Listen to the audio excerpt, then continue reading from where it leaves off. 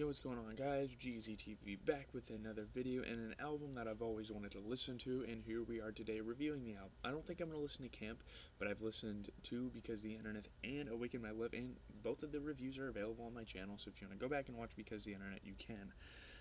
But just a little bit about the album, then I'll review it. Following a prolonged break from music, 2 years of social media silence, a mysterious app, and a secretive three-day music festival in California, on November 9th, 2016, Childish Gambino took to Twitter to announce his third studio album, Awaken My Love. A day later, Gambino made a special appearance on Apple Music's Beats One Radio and Zane Lowe to release the first single off the album and announced an official release of December 2nd. Leading up to the reveal of the album, speculation began to circulate that Gambino had very quietly welcomed a child into the world within the past year. Given many of the song titles from the official iTunes track list, it has also been understandably speculated that this album is dedicated to his newborn child.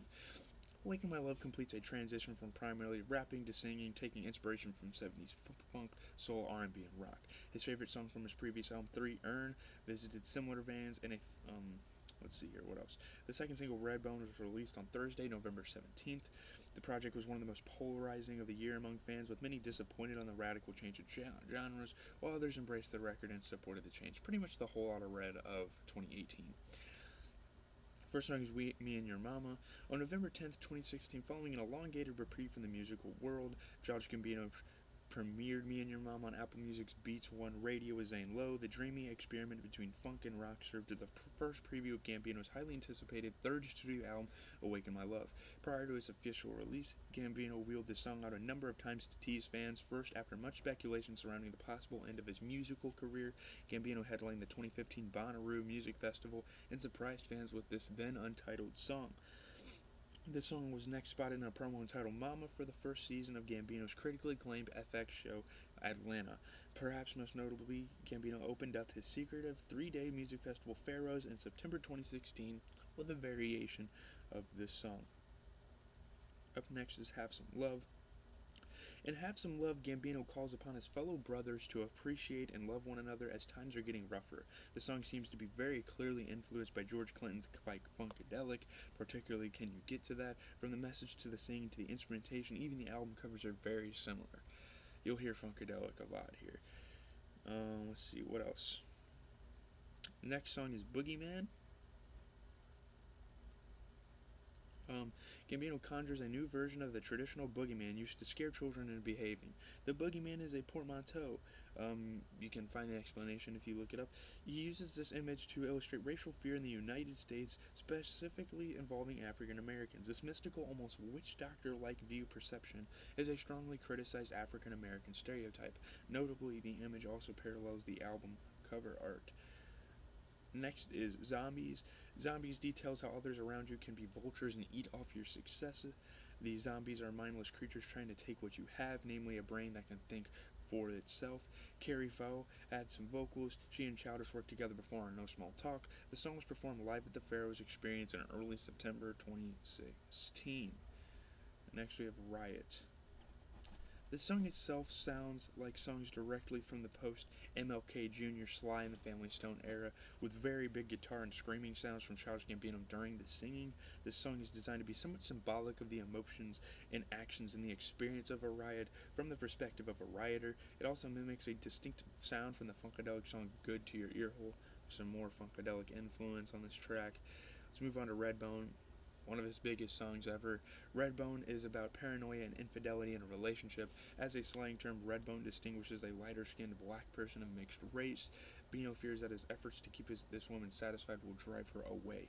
In a Genius video, Ludwig Göransson, the song's producer, recreated Redbone and explained that it was heavily inspired by Funkadelic, George Clinton's 1970s psychedelic funk band. According to Göransson, Gambino even sent him Funkadelic's music as a reference point for the production, which was created mostly on live instruments.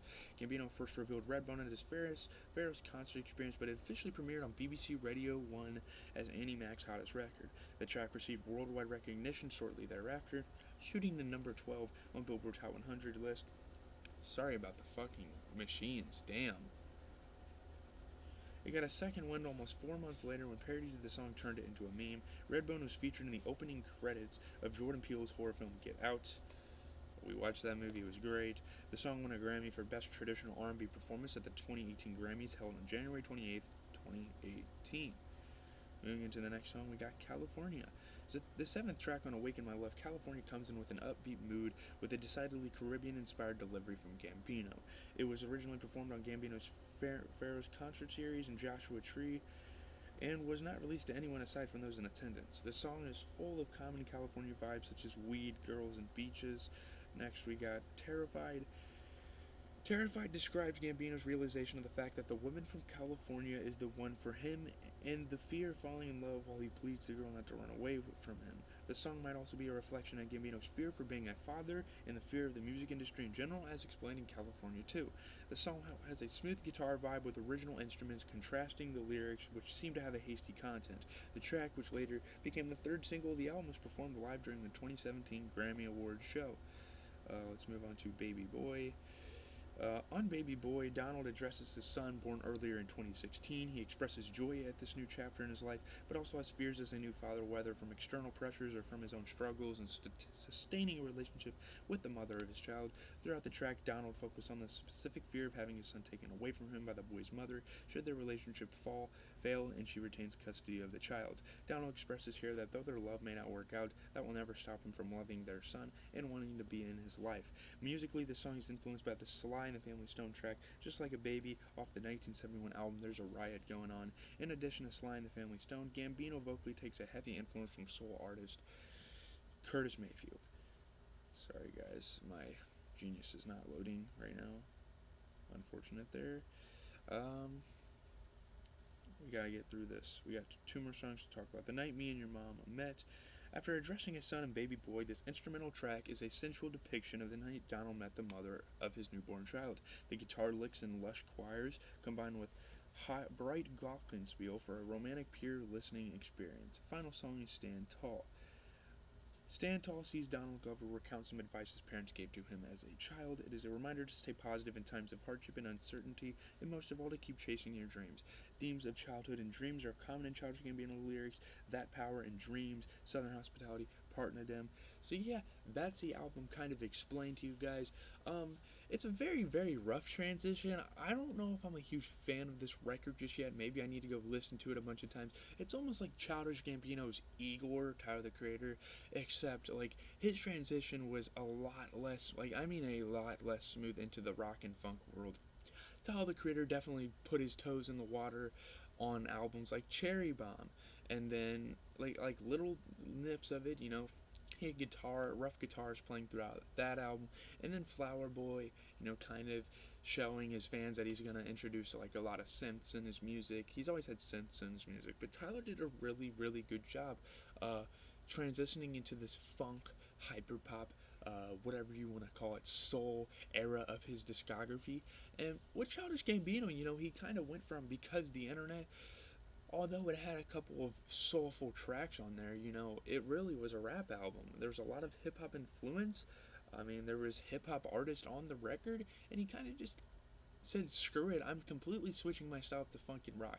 And I understand where the criticism comes from for this album because, his diehard fans were fans of albums like Camp and Because the Internet.